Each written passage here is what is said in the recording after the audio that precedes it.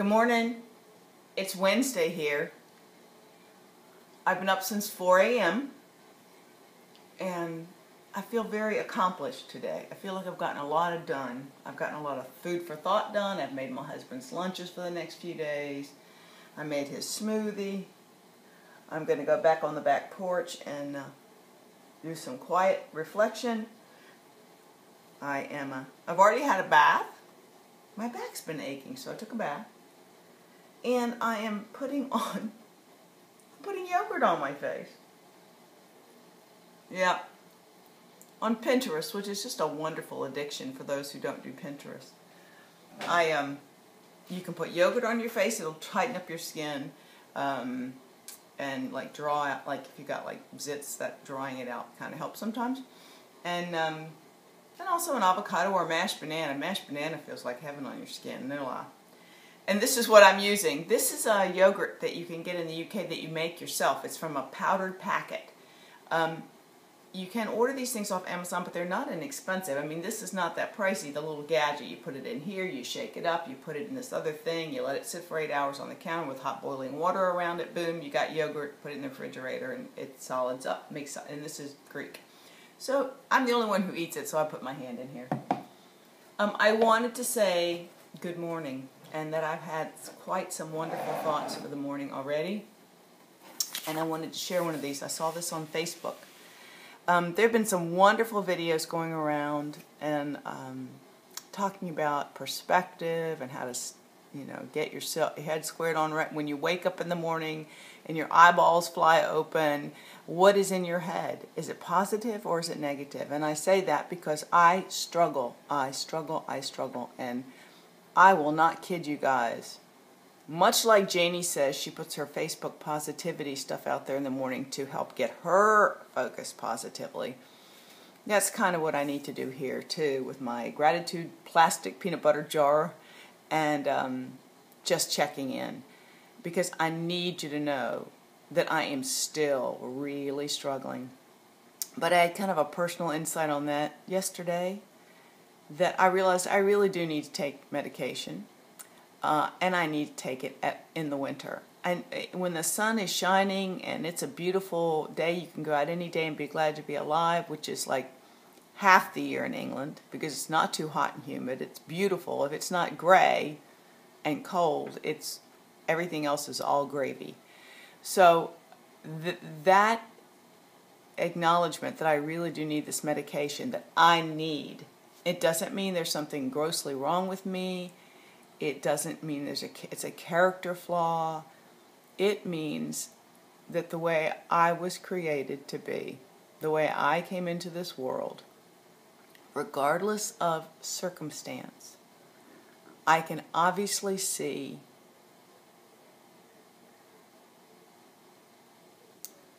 that I have a need that needs to be taken care of, or I am a miserable bitch to live with. And it's really like a Dr. Jekyll, Mr. Hyde kind of thing. I kid you not. Those who were kind of born, whatever the way we're born, hypersensitive, overly reflective, whatever, too sensitive, you can tend to have long-term low-grade depression your whole life and not even know it because it's been so long. It becomes what I would call a familiar to you. It's part of your DNA. It's part of your psyche. You don't know how to separate yourself from that part because it's always been a part of you. That's that low-grade kind of thing. And if you're like me, where you're kind of hypomanic, you're either up or you're down. Hey, sweetie, your lunch is in the lunchbox right there. You kind of swing from one to the other. Even though that's not something medicated or diagnosed, I'm kind of a hypomanic personality type. It goes along with being all or nothing. And as you age, you grow, life becomes a little more gray and a little less black and white, and it's all to your good. However, low-grade depression is something you just sort of identify as yourself. Then you realize, when I had when I had my gastric bypass and had hope for my future to have a new life, it was like a light bulb went on and the sun was shining every day. in my life, in my head. And so I was very, very, very happy all the time. I was not depressed. Yes, did I struggle? Yes, did I question? Yes, did I get frustrated? But overall, underneath it all, I was just so grateful for every day. Well, then you fast forward to life and maintenance and moving and the weather issues that I've encountered that took me by surprise, because I've been happy for 3 years, really happy. And to see that old nature come back has been very difficult for me to deal with, handle, know what to do with. It's like and I just realized today that truly I'm making the weather, the way I'm dealing with it, without medication, has made my life miserable and a daily struggle. Lots of head games here. My poor husband's miserable. I make him miserable. And I don't really like any of the people that I'm around. And anybody who's watching that lives here, don't take it necessarily personally. But I'm just over everybody here. I'm over them. I'm over the whole dynamic. And it's not England. I love England. It's not the local people, although I wish I could even spend more time with them. It is by virtue of the fact that I'm here and all my friends are on the internet. And those that aren't, that are beginning to be friends, are either traveling or working now or whatever. So, again, it's my stuff.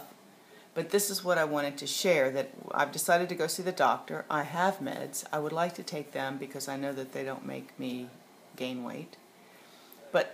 But the realization is that I should have done this 6 months ago, and I wouldn't have wasted the last 6 months of my life being miserable and struggling every day, a struggle. And then even if I'm happy for a little bit, the minute my poor husband walks in the door, I'm complaining, it's negative. Well, today I watched a wonderful video by Kelly, which is Grodot333, 3333. And it was a good video. It was a very good video because she talks about taking control of your mind perspective and how she started to wake up and think about things that were making her anxious and unhappy, and then she was getting tense and more negative. And believe me, you sometimes have to have a conversation before your feet hit the floor to say something positive in your head. And I have to do that. That's how bad it gets. So, I wanted to share this with you this morning.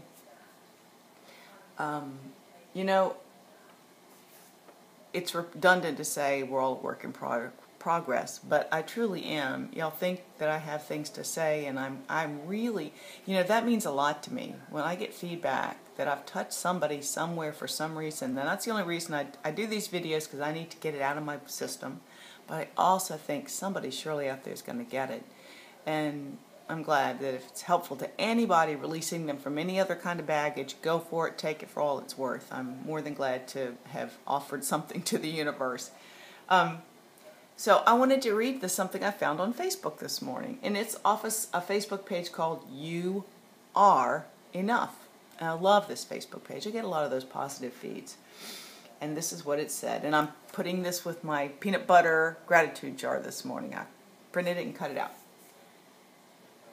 When you find yourself feeling overwhelmed,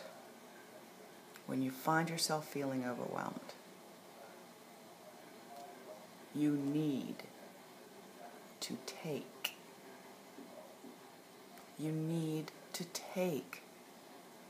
Okay? You need to take a deep breath. You need. Now I want to stop, because when I read this the first time to myself, I'm going to go back and repeat this. When people say, you need to do, or you should do, you need to do such and such. You need to take out. You need to buck up. Well, you know what? Again, that's that word association thing. You need together is like, back up. You don't want to receive when someone says you need, the finger's pointing. Okay, so listen to this in a very different way. This is truly about need. I have need for. Okay, let's put it in that way. When you find yourself feeling overwhelmed, you need to take a deep breath. You need to take a step away, or a step or two away or back from the situation. So when you're overwhelmed, you need to take a breath. You need to take for yourself a step back, and you need to take some time to check your perspective. And also, you need time to make your response, which means you need the time to formulate how you're going to go from that moment of stepping back and changing your point of view, which came from taking a mental and physical step back or away, and a mental or physical deep breath, and both. So when you're feeling overwhelmed, what are we going to do? We're going to take a deep breath. We're going to step back at least once, maybe two. We're going to take a moment to check our perspective, our view, our place of looking through these eyes out. And we're going to take a moment to make a new response in kind to what we have stopped, to take a step back before we overreact or are reactive. I tend to be a reactive person. So, take this for what it's worth today. I'm just going in my happiness jar with it. I'm going to tape it to it so I can reflect on this in the morning too. Because I find if someone's getting up my nose, it's because I'm not dealing well, because I need I need medication.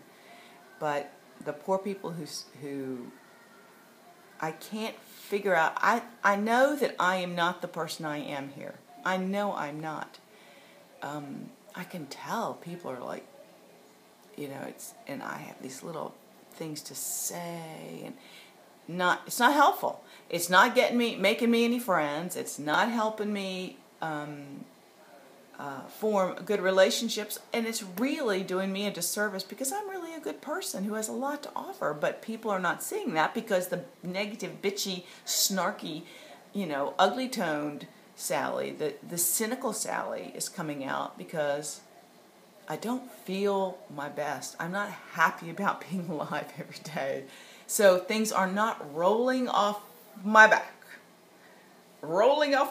I found that depression affects me seriously in this way.